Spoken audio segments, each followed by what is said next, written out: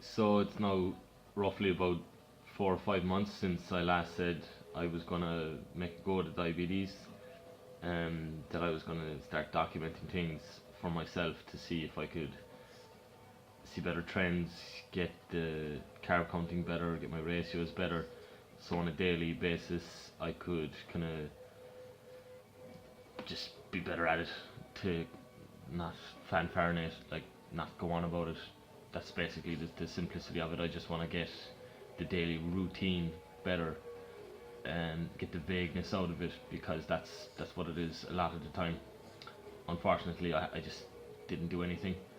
Um, the only thing I did that I said I was going to do in that video was travel. Um, that's it. I didn't document anything, and in terms of actually looking at the diabetes and carb counting or any of the other specific issues I have and had, I didn't address any of them. So what I have decided is I have one kind of main issue. Um, I was advised the last time I kind of spoke to my healthcare professionals about it that if I was to just focus on one area that I wanted to get better, then you know, just little milestones like that would help in the overall kind of success or failure then.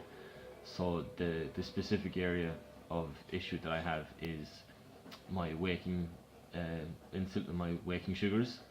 So basically I go to bed and my sugars are, they're rarely um, they're never below 7.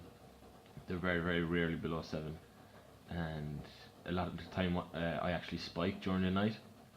So I've kind of I've tried over a couple of months to not eat heavy carbs after maybe 6 or 7 at night, especially not to be eating them just before I go to bed.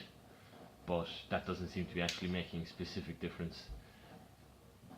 Um, the only thing I'd ever really saw that made a difference was taking a sneaky unit or two just before bed, and I know that's not really recommended, but again, the whole issue for me is not just a numbers game. I actually do feel it when I wake up in the morning, and I've gone to bed at 10 and I wake up at 14. I feel horrendous. I feel like I've run a marathon, unfit as well, because it's leg cramps, I have pains in my arms, I feel drained, dry mouth, cotton mouth, tongue stuck to my palate.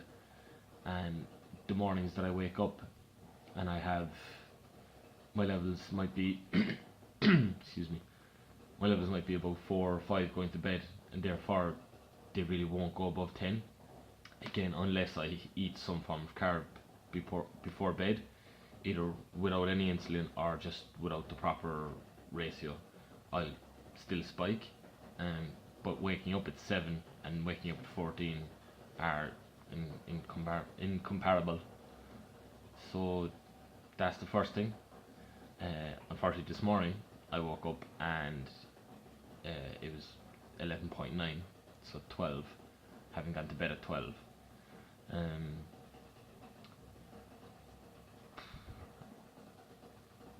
that I work evenings as well.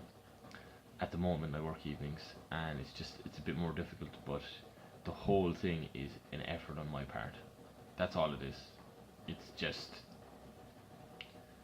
I get way more of a positive feedback from randomly good numbers than the positive kick up the arse I should get from bad numbers. I just don't take it the right way. I find it just kind of makes me become very self-deprecating, and oh, you're shit at this, and then I go have a pint and I forget about it. I don't actually take that kind of feeling of anxiety or annoyance at myself and go, well, now I'm going to do something about it. So I'm going to know this is a promise again to myself. If I just tackle that instead of feeling like, oh, I'm going to conquer the whole thing all at once, I'm not going to do it. So I'll do this instead. I'm going to get the night times down and the waking sugars better. So that starts now.